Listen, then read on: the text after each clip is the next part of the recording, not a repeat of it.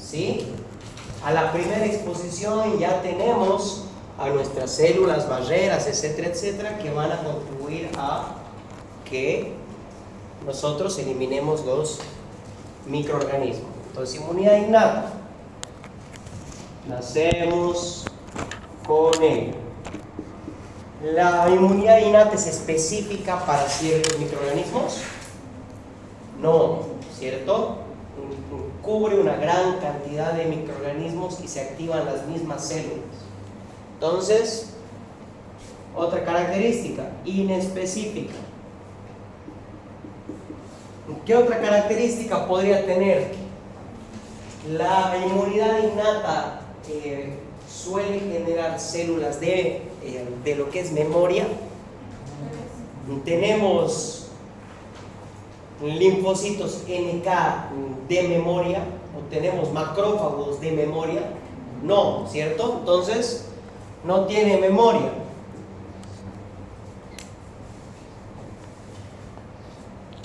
¿Qué más? ¿La inmunidad innata actúa rápido o tiene que pasar un periodo de latencia para poder actuar? Rápida, porque es la primera línea de defensa y aparte es inespecífica, va a atacar todo. Entonces, acción rápida. ¿Alguien tiene alguna otra pregunta sobre lo que es inmunidad innata?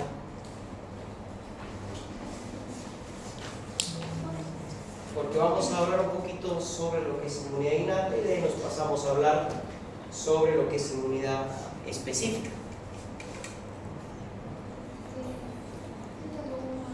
¿Cuáles son sus principales barreras?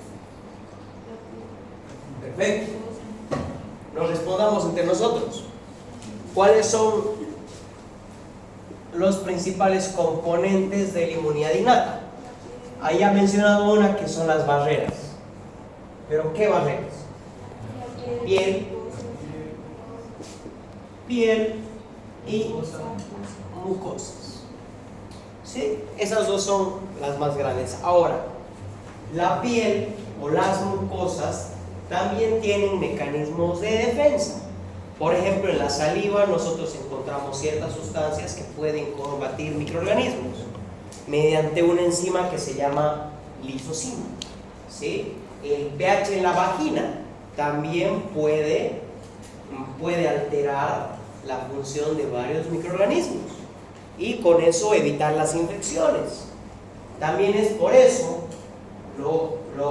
espero que lo podamos revisar en su momento, las alteraciones en el pH vaginal o las alteraciones en la flora normal de la vagina pueden predisponer a que se den lugar las infecciones, ¿sí?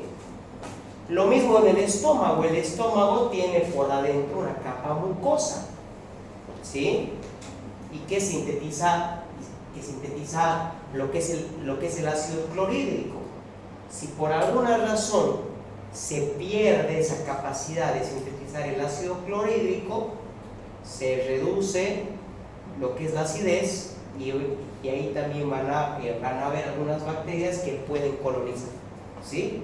Entonces, cuando hay alguna alteración en alguna barrera, más que todo en la piel, se da por traumas, laceraciones, o también, acuérdense, la parte médica, en la que nosotros podemos introducir microorganismos mediante sueros, mediante punciones venosas, mediante un catéter central, mediante intubación, piercings, tatuajes. Todo eso son igual medios por los que algún microorganismo puede pasar, ¿sí?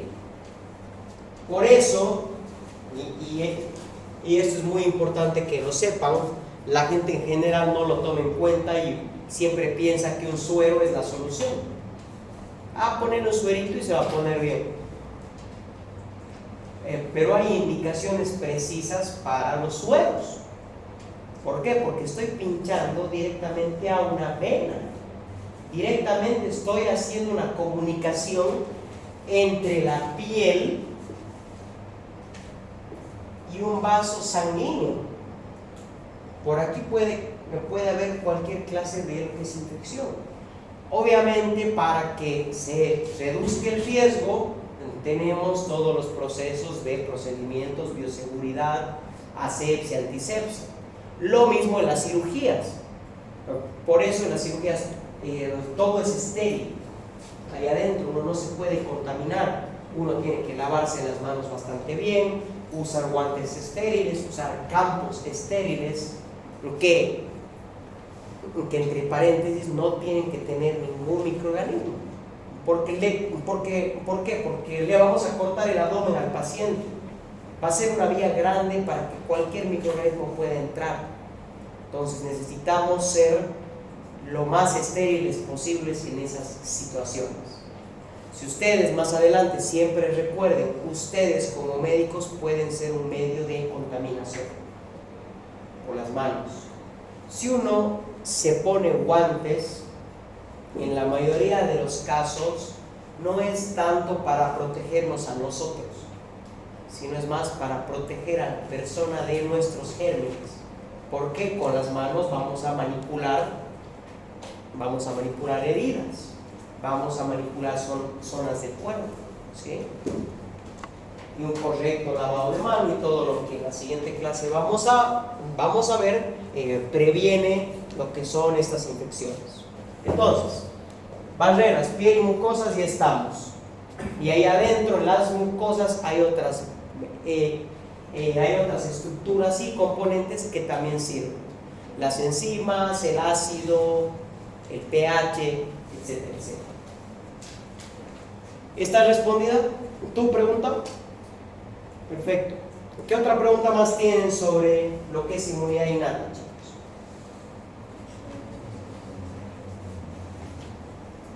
Bueno, entonces sigamos llenando. ¿Qué más nos falta? ¿Cuáles son los otros componentes de la inmunidad innata?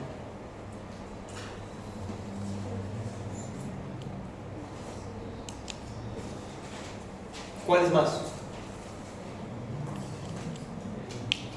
Ya está piel, mucosas, todo lo que son barreras. ¿Qué más?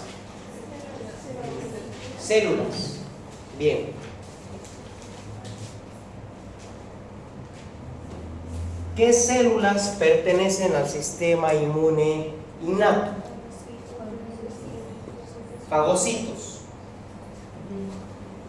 Son células que fagocitan. ¿Cuáles son las células que se llaman fagocitos? ¿Cuál más? Neutrófilos. Estas dos, ¿sí? Las principales, los macrófagos y los neutrófilos. ¿Qué otras células más tenemos? Células dendríticas. ¿Cuál es la función de las células dendríticas? Ser presentadoras de antígeno. ¿Qué otra célula es presentadora de antígeno?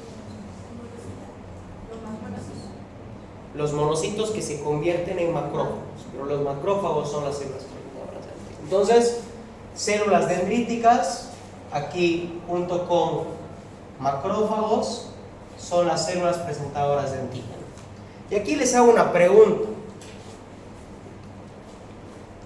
¿Han leído lo que es el complejo mayor de histocompatibilidad? ¿Me puedes explicar un poquito qué es lo que has entendido? Un gen que se ubica con la presencia, por eso encarga de reconocer lo que es el propio organismo, por así decirlo. Se encarga de reconocer y tiene dos fases, que es mayormente se encuentra rodeando toda la célula. ¿Dos fases? No, dos tipos. Dos tipos. Que es el uno, que es una membrana plasmática, y el segundo, que se ubica mayormente en las células presentadoras de antígeno, ¿sí? El complejo mayor de histocompatibilidad, no lo voy a poner, sí, aquí está bien, luego lo borro. Complejo mayor de histocompatibilidad, o en los humanos tiene el nombre de HLA, antígeno leucocitario humano, ¿sí? Son genes, para ser más específicos, que se encuentran en el cromosoma 6, que pueden tener mutaciones obviamente, pero que se encargan son genes que luego se expresan en ¿dónde? En la membrana celular de muchas células. ¿Para qué? Para reconocer y también para poder ayudarnos a poder identificar células extrañas. Cada persona tiene su propio antígeno leucocitario humano, su propio HLA. Esto también es muy importante. ¿Por qué? Para los trasplantes.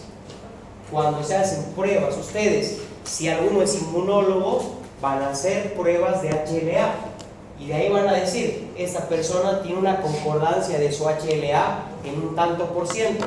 No sirve.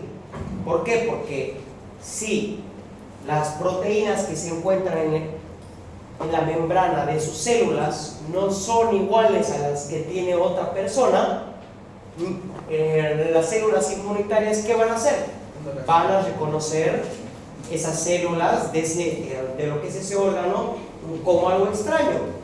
¿Y qué pasa cuando nosotros reconocemos algo extraño? Muerte, ¿sí? Y tenemos un rechazo. Entonces es algo que por ahora tienen que simplemente saber definición.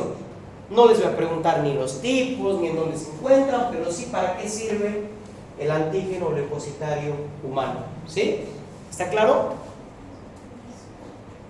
Serie de genes que luego van a codificar proteínas en la membrana celular y también en el citoplasma. Y que son muy importantes para lo que es el reconocimiento de los antígenos. Y aquí hago yo también otra pregunta que no me han respondido en el examen. ¿Cuál es la definición de un antígeno? ¿A qué le llamamos antígeno?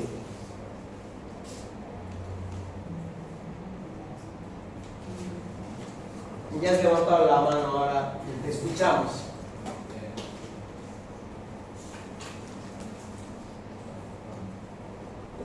Aquí, ¿qué es un antígeno?